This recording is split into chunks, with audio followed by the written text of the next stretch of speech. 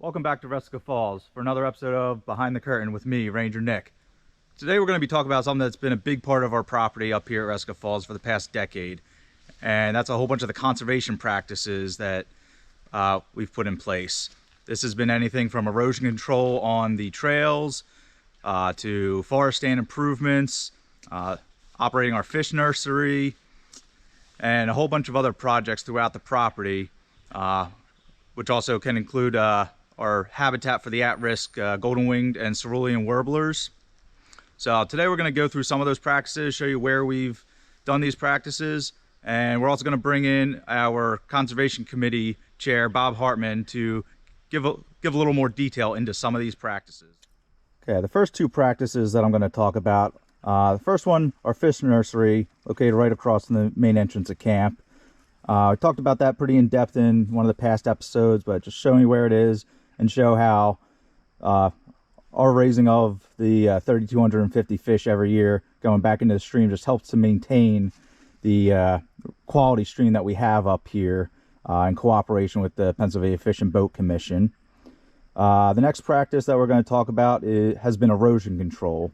Now, the big problem up here is a lot of our existing trails were originally logging trails before it was a camp up here. So it really rutted out those trails, which basically made them into streams during storms. So the rainwater will rush down the trails, erode them out, make them rutted. So part of our efforts have been to divert that water. So as you can see on the White Trail, back up behind our ATV course and up towards the lake, we put in place a bunch of water bars. Been up here recently, last summer. See along the green trail here heading up towards the lake, we added in a bunch of those water bars also. And all the way down as you're coming in across the creek from the main part of camp, heading down the Red Silver, down the Silver, and all the way out to Signal Mountain, we added a bunch of these water bars too, and some culverts just to divert the water away from the trail, make the trails more manageable, easier to hike, and really have those trails around for use for many years to come. Hi everyone, I'm Bob Hartman. I chair the Conservation Committee for the Cradle of Liberty Council, and we are helping to manage the forests on both our Resica Falls Reservation. We have 4,200 acres up here, mostly forested, and we have 1,200 at Musser, and that's mostly forested. So we're a really big landowner. If you look at the size of landowners in the state of Pennsylvania, most landowners forest landowners have under 20 acres. So we're a major landowner. So we have a real responsibility to manage some of these forests. And that's what we've been trying to do over the last 10 years or so. I have a committee that works with me. Luke Templin's degreed forester. I'm a Penn State degreed forester. Tom Leidy, who's very involved in conservation practices and on our executive board, helps out. So in addition to other people, we also have our state foresters that help us out, people from the federal government and foresters from natural lands who hold conservation easements on our property. So we have a lot of professional advice in helping us to make some of these decisions. A forest is a really dynamic ecosystem. And anything you do to it, can either affect it positively or negatively. And unfortunately, sometimes in the past, we had done harvesting here and there were no follow-ups. So there's areas where there's species coming in that really aren't desirable, like black birch, that tend to take over an area and crowd out the more desired species. And we, don't always have the best habitats for wildlife. So with grants from the federal government, we've been doing a lot of different forest management practices over the last, like I said, 10 years. And we have stickers on the board to show where some of these are. I have to get some more on here, but we have quite a few. And one of the things we've done is forest stand improvement. So that's basically going in, doing a commercial or pre-commercial or commercial thinning to remove some of the lower quality trees and leave the better trees in there to grow and to produce for our future generations. We like to favor some of the trees like the oak, the hickory, because they have a large seed that are very valuable for wildlife. The deer, the bear, turkeys, other animals love to eat the acorns and the hickory nuts.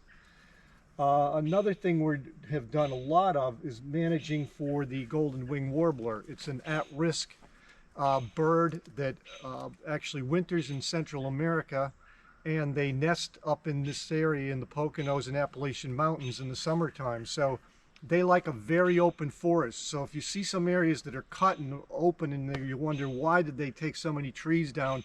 That's the reason, because these warblers like an open area. They nest near the ground, and then they sit in the trees to watch the nest, or to hunt for bugs that they that they eat and feed to their young. So we've created quite a bit of warbler habitat, and we focus those on areas where there's a lot of species like the black birch that we really didn't want in there. So we didn't go into an area where there was high quality timber and cut it all down. We've gone into areas that have had lower quality timber and to open this up. And then we don't have to continue to keep it cut. We're able to let that come back in through succession and turn back into a forest, which is really great. Another thing, deer do a lot of damage to the forest because they eat the seedlings, the new trees coming up. And we need a second forest growing, so when the bigger trees get old and die, there's trees to replace it. So Nick has done a really great job of managing a hunting program up here, and deer hunting is one of the ways that we can really keep the deer herd in check so that it doesn't get too large and the deer don't overly damage the forest. You might also see we have actually two places now. We put up 8-foot high woven wire fence, one back here on the white trail, one down here on the silver yellow trail down in the southeast quadrant. And each one of those are about 20 to 25 acre fenced areas. And the purpose there is to keep the deer out. So we'll be able to see over time what the deer impact really is, because we have that control area.